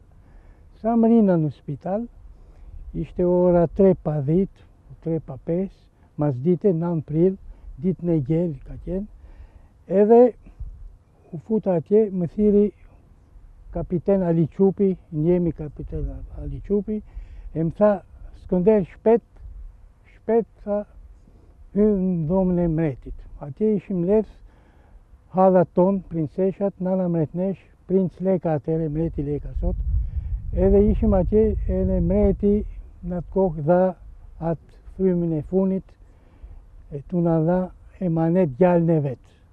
Princ Lekën, ki ashtë sot mbreti Leka. Për njëherë nana mbretnesh, si një zonjë e lartë, tha, ju lutemi, të pushojemi 2 minuta këtu, majmë 2 minuta zi, mos kjani, tha, të shti shpirti ti njeriut madh, kombit ton shqiptar, do të hypin në kirë, e tha Skënder, të lutem, shko, gje e priftin, të shkojnë në kish të baj një lutje atje. Unë shkova në kish e gjeta priftin, nana mbretnesh, Geraldin, me atë lartësin e sajt, bani një lutje atje, në atë lutje frengisht, priftit, luti për mbretin Zog, për shpirtin e mbretit Zog, për shpirtin e kretë shqiptarëve, dëshmorët shqiptarët, e në uhabitën e për poplën shqiptarë. Sa neve, tha, jetojmë për një qëllim kimi një jetë, është popli kombi shqiptarë. Mas si hovëm nalt me nëru gjenazën e mbretit Zog, kolonel Selmani, si ishte regli protokollar, tha, ju lutemi, tashti do të them 2 fjalë, tha, mbreti vdik, roft mbreti Leka, tha. Atëre neve e nalum, më thiri Leka, mbreti Leka, më thiri, tha, Skënder, je caktu me organizu varimin. Do me thanë, ceremonin funerale, merë masa, më thire ene kolonel Selmani, më dha një list të gjithë delegatëve të legalitetit në botë, me i lajmëru telegrafisht për me hidhrim humbjen e kombit ton shqiptar mbreti Zog. Po varrimi vetë? Varrimi u ba këtu në tje, në Cimetière de Paris kjo e këtu, varrimi u ba me gati afër, do të them, 2000 vetë, të pak të 2000 shqiptar, e në të hujt erdhën nga çdo veni botës Evropës, me vizë, pa vizë, erdhën këtu, shoknu nga personalitetet shqiptar, si ka qenë shambellani oborit mbretëror, Zoti Kemal Mesareja, ka qenë ministri oborit mbretëror, Sotir Martini, kanë qenë delegacionet të ndryshme të fetare, katolik, ortodoks e musliman shqiptar, edhe kanë qenë autoritetet francez e në belgj, i kanë marrë pjesë këtu në këtë varim. Ceremonia, qeveria franceze bani ner për mbretin Zog, dha urdhnat të jipen çdo lehtësi të familjes mbretërore, edhe neve, si çdo shqiptar, si çdo biri adeu ton, dham atë nerimin e funit mbretit Zog i parë këtu në tjetë.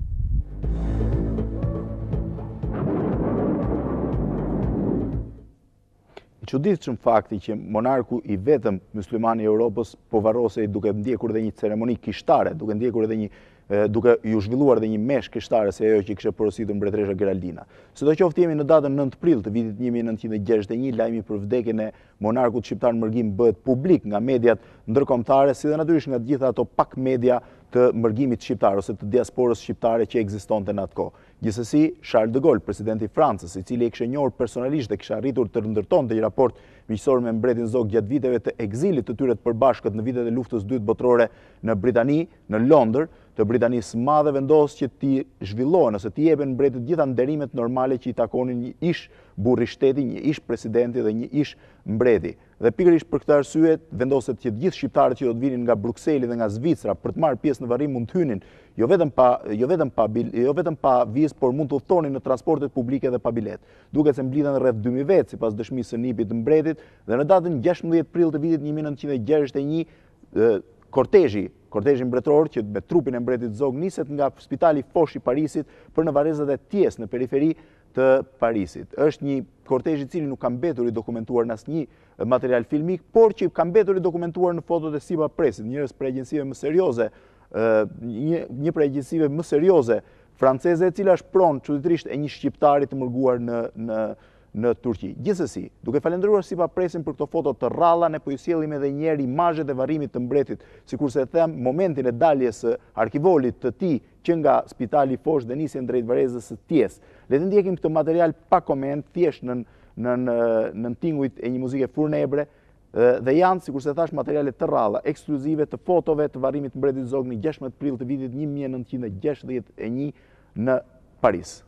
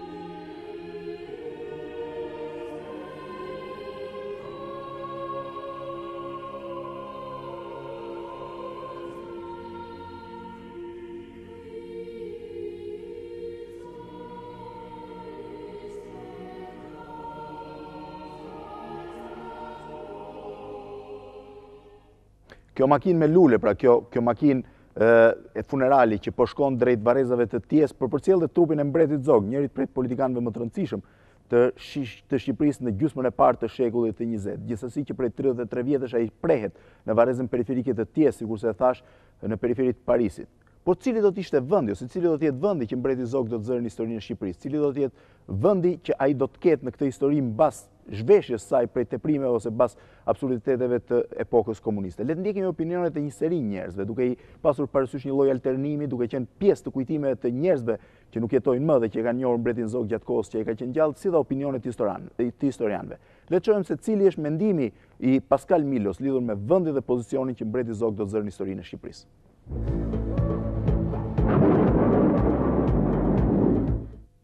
Zogu është një personazh kompleks dhe kontradiktor. Udhëhoqi Shqipërinë kur shteti shqiptar po hidhte hapat e para të krijimit të institucioneve të tij. Si kryetar shteti reflektoi origjinën dhe psikologjinë bajraktare, zgjuarsinë natyrore dhe ambicien e pakufishme për pushtet, e shpërdoroi duke eliminuar kundërshtarët politik dhe duke drejtuar në mënyrë autoritariste. Politikan tipik Ballkanës me formim oriental, intrigën e ngriti në art. U përpoq të vendoste disa themele institucionale dhe të bënde disa reforma të stilit perëndimor, por ato mbetën në fazën fëminore shtet krijuese. U përpoq të përfitonte dhe të qëndronte mbi rivalitetin italo-jugoslav në Shqipëri, por nuk e ndali rënien nën kontrollin italian. Për mendimin tim, Zogu do të mbetet në histori një nga dy figurat politike që dominuan Shqipërinë në shekullin e 20 me të mira dhe të këqijat e tyre.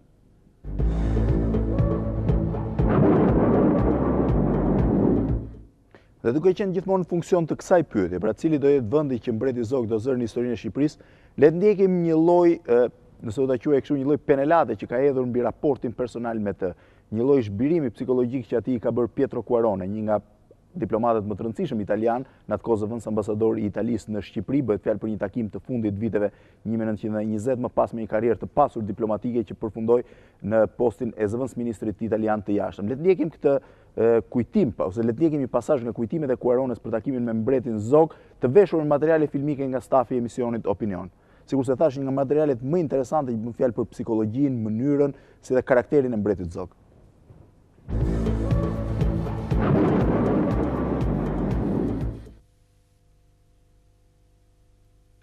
Zogu dinte me rast të shpaloste një joshe fortës të rulluar dhe të përdorte një buzëqeshje të mrekullueshme të mbuluar as pak me një vello melankolie krejt romantike.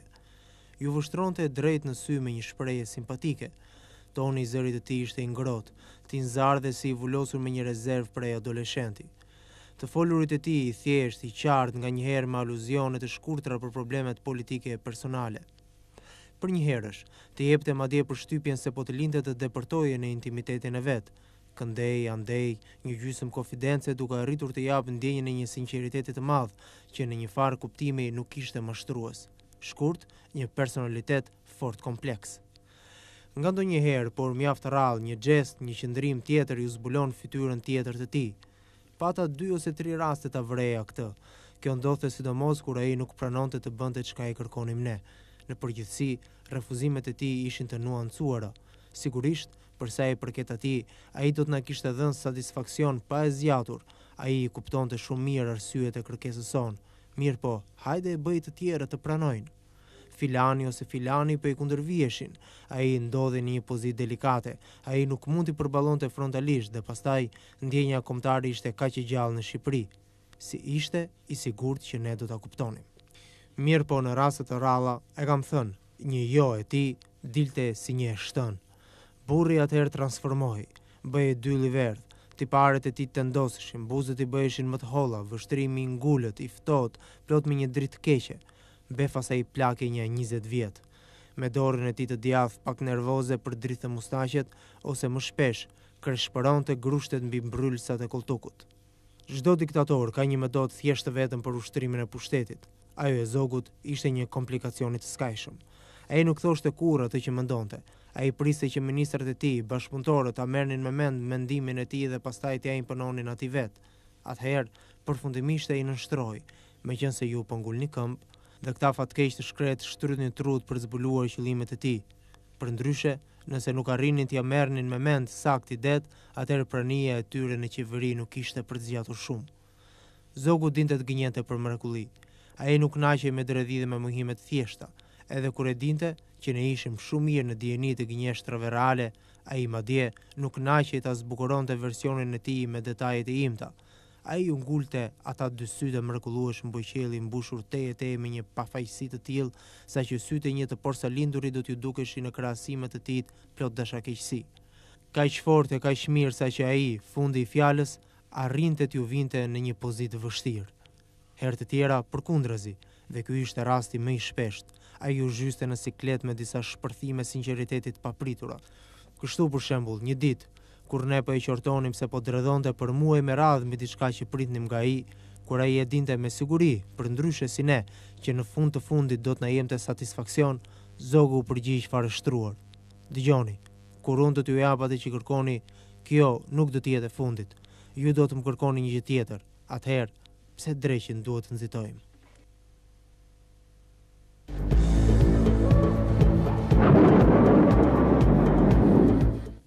Vështirë që dikush tjetër të ketë depërtuar në psikologjinë e mbretit Zog sesa ky diplomat i jashtëzakonshëm italian, vështirë që dikush tjetër të ketë dhënë një vlerësim të tillë. Gjithsesi, si do t'i përgjigjej pyetjes se cili do të jetë vendi i mbretit Zog ose i Ahmet Zogut si politikan në historinë e Shqipërisë, drejtori i Bibliotekës Kombëtare Shqiptare dhe studiuesi Aurel Plasari.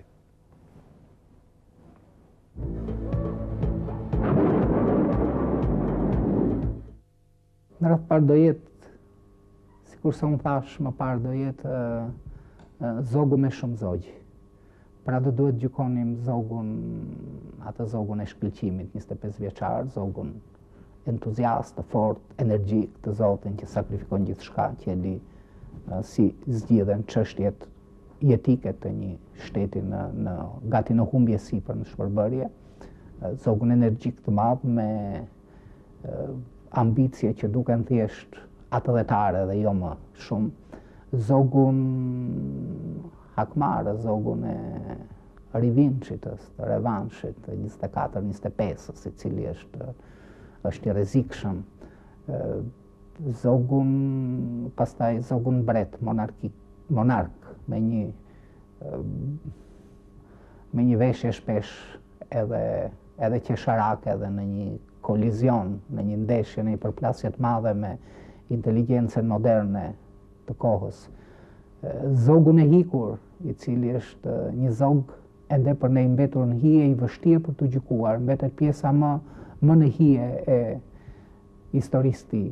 Por padyshim në historinë politike të shtetit shqiptar është figurë prominente, të themi ndër 2 ose 3 figurat madhore që shteti shqiptar më pak se 100 vjeçar tashmë ka.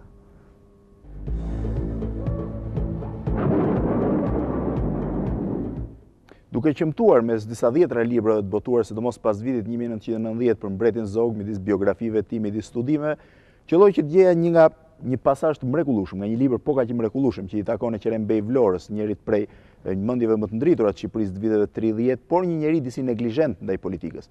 Në këtë libër Qeren Vlora për herë të parë ka hedhur disa pasazhe për mbretin Zog. Ka qenë disa pasazhe në të cilat ai ka reflektuar një lloj analize të tij të shumë viteve. Gjatë viteve të mbretërisë, si dhe më parë, ai vazhdimisht ka qenë neglizhent ndaj Zogut, dhe ai vazhdimisht ka menduar që mbreti Zog nuk e meritonte që të ishte një figurë në atë post që pikërisht ai kishte. Ndërsa më pas, në momentet përpara vdekjes së tij, kur tashmë dhe vetë Zogu ishte në mërgim, kur tashmë dhe vetë Zogu e kishte humbur lojën e tij politike ose lojën finale politike, e Qerenbej Vlora lë kujtimet e tij, kujtimet të cilat dukej se nuk do të, ose të paktën ai mendonte që nuk do të botoheshin kurrë, në të cilat flet dhe për mbretin. Ja se si e përshkruan ai personalitetin e Ahmet Zogut, jo thjesht mbretit Zog, në pak pasazhe të kujtimeve të tij të botuar, sikurse thash, pak vite më parë në Shqipëri. Le ta ndjekim materialin filmik.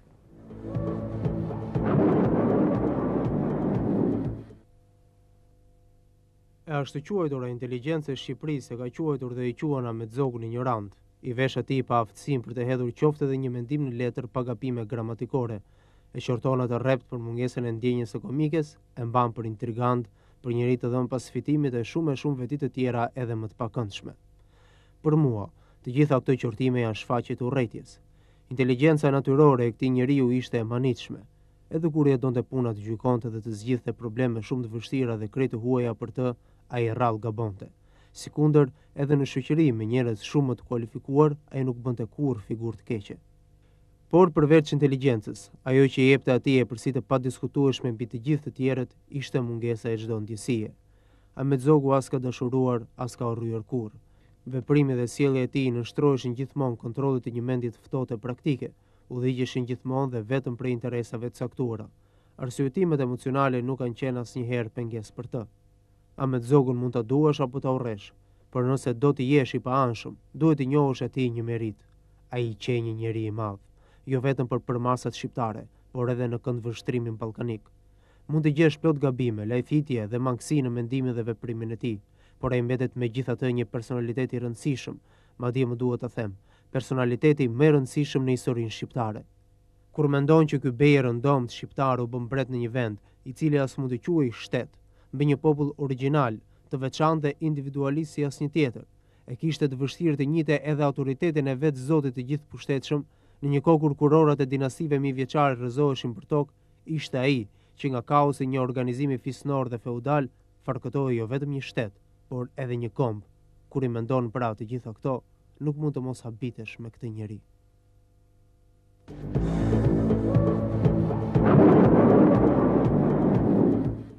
E pra mund të ketë me 10 vlerësime për mbretin Zogu, mund të ketë mjaft vlerësime pozitive, sikurse mund të ketë mjaft vlerësime negative, mund të ketë mjaft njerëz që kanë, si thua, konsiderata kontradiktore në drejtim të tij. Por në të vërtetë cili është kujtimi që ka lënë mbreti Zogu, cila është si përcillet kujtimi i tij, kujtimi i mbretit Zogut në stendat e njërit prej institucioneve më të rëndësishëm të memoristikës shqiptare, siç është Muzeu Historik Kombëtar Shqiptar. Le të shohim se mbas 14 vjet pas rrëzimit të komunizmit, çka mbetur nga kujtimi i viteve ose nga kujtimi i këtij personaliteti me një karrierë thuajse 40 vjeçare politike, i këtij njeriu, i cili sikurse e kam thënë, ka qenë që momentet e para deputet, ministër, kryeministër, president të Republikës si dhe mbret i Shqipërisë. Një njeri i cili me elementet e tij pozitiv dhe negativ ka shënjuar historinë shqiptare të gjysmës parë të shekullit 20. Pra le të ndjekim se ç'mbetet sot Muzeun Kombëtar ose ç'ka arritur të pasqyroj sot Muzeu Kombëtar për këtë figurë kaq komplekse të historisë së Shqipërisë.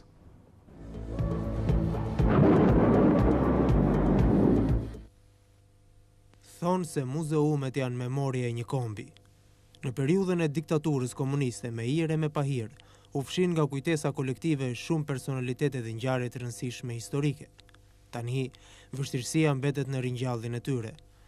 Për shembull, për Ahmet Zogu dhe periudhën që ai drejtoi vendin, është programuar një hapësirë e konsiderueshme edhe në Muzeun Historik Kombëtar, por pavioni i tij është bosh. Ky pavion nuk ka ekzistuar asnjëherë, në fakt, unë kam ardhur në vitin 1998 në Muzeun Historik Kombëtar. Dhe një nga aktet e pare që kam bërë, ka qenë një kërkesë zyrtare, familjes mbretërore e cila në atë kohë jetonte në Afrikën e Jugut, në Johannesburg.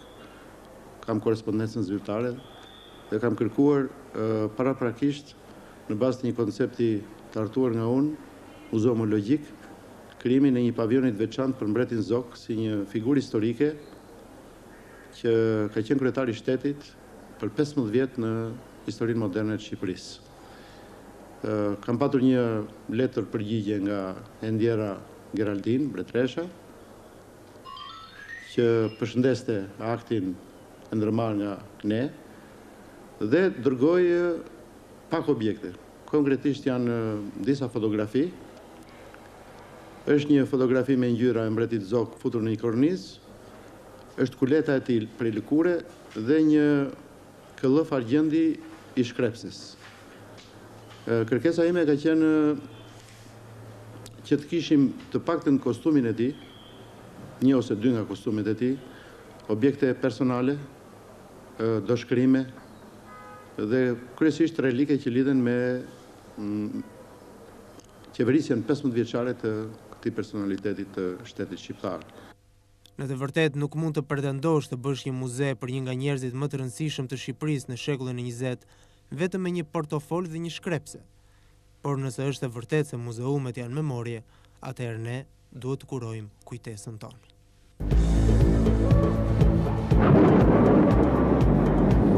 Por nëse portofoli, shkrepse dhe fotografi me ngjyra, e fotografi e vjetër mbeten 3 objektet e vetme të Muzeut Historik Kombëtar Shqiptar për njërin nga personalitetet më të rëndësishme të historisë së Shqipërisë së shekullit 20, vetë eshtrat e këtij njeriu, pra këtij njeriu i cili pavarësisht mjaft komenteve ka pasur një kontribut evident në historinë shqiptare ose në konsolidimin, në ndërtimin dhe në pas konsolidimin e shtetit shqiptar, vazhdojnë të prehen në tjetë të Parisit, në një varrezë periferike, atje ku u varrosën në 16 prill të vitit 1961. Për të pasur një lloj përmbyllje të këtij emisioni dhe për të pasur një ide për varrin ose vendin se ku prehen eshtrat e këtij njeriu, këtij politikanit të rëndësishëm të Shqipërisë fillim shekullit të 20, pra të gjysmës parë të shekullit 20, le të ndjekim një stand-up timin të bërë disa muaj më parë, rreth 3 muaj më parë, pikërisht në varrezën e Ties në periferi të Parisit ku prehen dhe eshtrat e mbretit. Le të ndjekim këtë material filmik dhe të kthehemi përsëri në studio për të mbyllur emisionin. Në këtë varrezë periferike të Tjes në Paris, prehet mbreti Zogu i parë. Në këtë varr, që shihni mbas shpinës time, i ndërtuar me kontributet e familjes mbretërore të shqiptarëve, partizantë të Partisë Legalitetit, shuhet edhe një karrierë politike që ka filluar që në vitin 1913, kur djaloshi i ri Ahmet Zogu, 18 vjeçari Ahmet Zogu, në krye të disa qindra vullnetarëve matjan, u nis nga rrethi i tij, nga Bureli, për shkuar në drejtim të Durrësit për t'i ardhur ndihmë princ Vitit që në atë kohë kërcënohej nga rebelët e Axhi Qamilit. Pra që nga ky moment, që nga viti 1913 dhe spaku deri në vitin 1946, kur qeveriet e fuqive të mëdha, Francës, Britanisë, Shtetet Bashkuara të Amerikës dhe Bashkimit Sovjetik njohën qeverinë e Enver Hoxhës si qeverinë legjitime shqiptare, karriera e Ahmet Zogut ka njohur zyrtarisht 32-33 vjet të shqetësuar, 32-33 vjet të trazuara, ku ai ka qenë protagonisti kryesor politik i kësaj periudhe.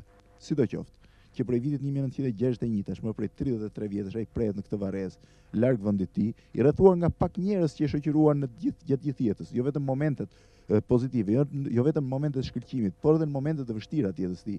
Janë pranë varret e motrave të tij, janë varret e disa prej oficerëve, kolonelëve, adjutantëve, të cilët ndoqën në mërgim që nga viti 1939 dhe ata vdiqën në mërgim disa vite më pas. Pra sidoqoftë, sikurse e thash, i akuzuar apo i duartrokitur, i urryer apo i dashuruar. Një njeri për cilin ka pasur shumë sentimente kontradiktore. Një pjesë e historisë Shqipërisë e idealizoi në maksimum gjatë viteve të mbretërisë. Mbas viteve të komunizmit, pothuajse gjithçka ju mohua dhe ju hodh poshtë. Mbas viteve 90 vazhdoi të përballet ose të tregohet edhe një herë ky dualizëm.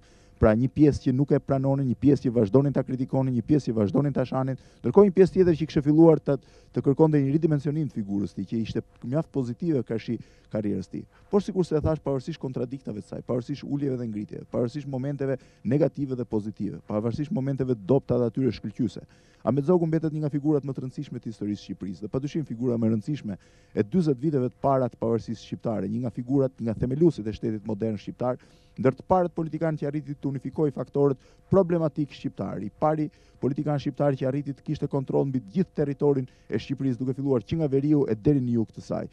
I pari që tentoi të ngrinte një Shqipëri moderne, që filloi punët botore, që filloi të ngrinte një shtet në të gjithë parametrat normal të një shteti evropian. Se sa i arriti është vështirë të thuhet, është pjesë e historianëve ose e drejtë historianëve që të komentojnë tashmë ulje ngritjet politike të tij. Por sidoqoftë është shumë e vështirë që Ahmet Zogu të fshihet nga historia e Shqipërisë si ka ndodhur deri më sot. Dhe ishte krejt normale që të ridimensionojë, duke e filluar ridimensionimin, që nga elementi më bazë dhe më normal, më njerëzor dhe më human natyrisht, ai i rikthimit të eshtrave të tij dhe të njerëzve që ka shoqëruar në atë dhe, për të prerur në atë vend ku jo vetëm ishte protagonisti kryesor i viteve 1913, 1945, 46, sikurse e thash, por ishte edhe një nga njerëzit që kontriboi jo pak për konsolidimin e Shqipërisë. Një vend cili në fundit, pavarësisht sentimenteve pozitive dhe negative që ka pasur ndaj tij, ai e ka dashur.